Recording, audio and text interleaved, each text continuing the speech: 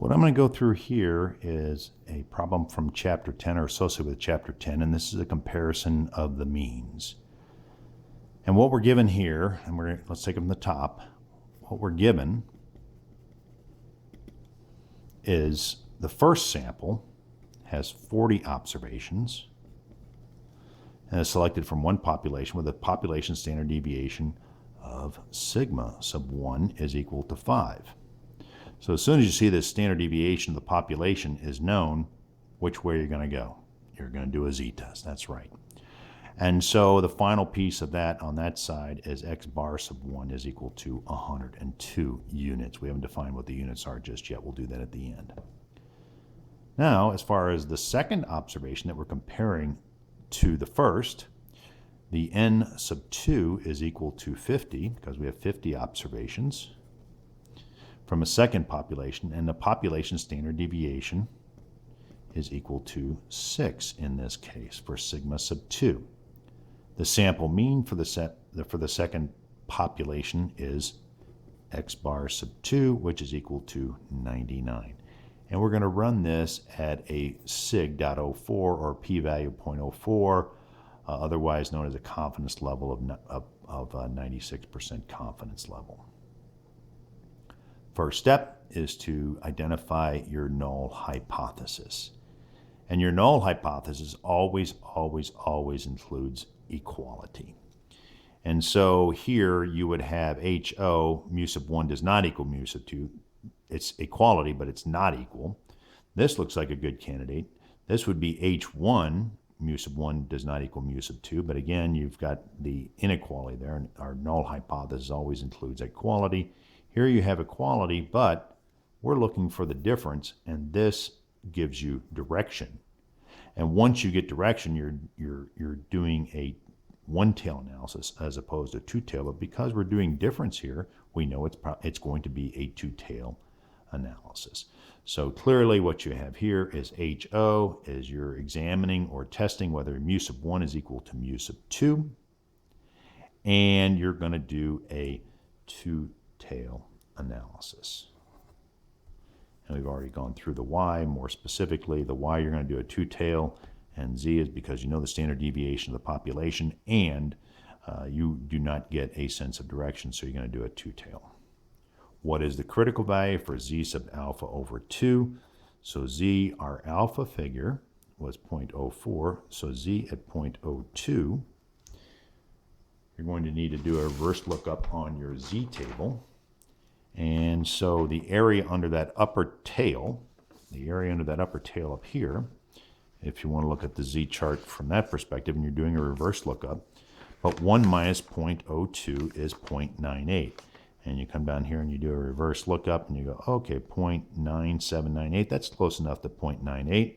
2.05 is your critical value. The null hypothesis decision rule, if your Z value, your test statistic, is less than minus Z sub alpha over 2, or in this case, minus 2.05, or greater than positive 0.025, then you would reject the null hypothesis. So this is a valid statement. Next up is we're going to create our reject and do not reject zones, so we can determine if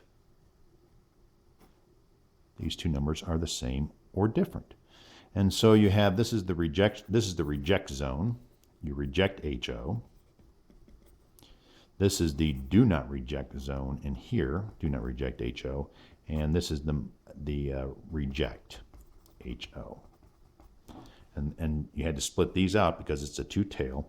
And so the Z value, the positive Z value on the upper tail is going to be 2.05, and this is minus 2.05. So if your test statistic falls between these two numbers, you're not going to reject HO. If they fall either here or here, you are going to reject HO. The final step, or the final piece of the puzzle to run your test, is you have to come up with what is the test statistic that you're going to run or use this model against. And here's the formula. You'll be given this formula as you would the Z chart.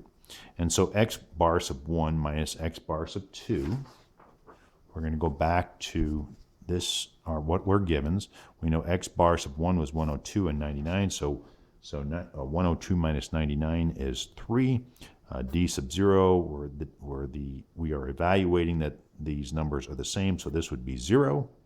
And so then we divide by sigma sub 1 squared. Sigma sub 1 from the givens was 5, so this would be 25. And 40 was the n sub 1, plus sigma sub 2 squared. Sigma sub 2 we knew to be 6. 6 squared is 36, but in that situation, the n sub 2 was 50. And if you run these out, you're going to come up with a value of 2.59. And so that's your test statistic. So the last part, or in the next question, is, okay, so what is your decision here? Do you reject or do not reject HO? And HO is that these numbers are equal. 2.59, if you run the test, 2.59 falls out into the reject HO. So you're in reject or fail to accept, that's another way to say it, is you're going to reject HO because it falls out in the reject zone. And so your conclusion is that there is a difference between these two values. And it says here miles traveled. If the units were in miles traveled, would you state the difference between the miles traveled for the first population relative to the second is the same or different? Clearly, they are different. And so 103 is greater than 99. So you also, and those were the sample means that we had. So you would discuss that down here.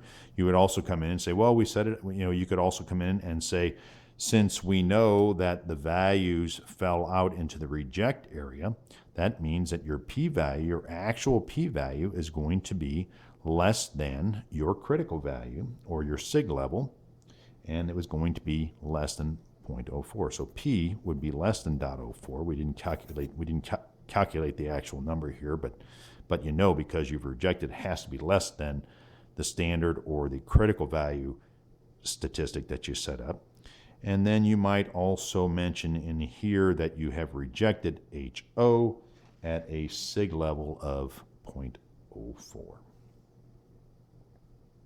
That concludes this specific example.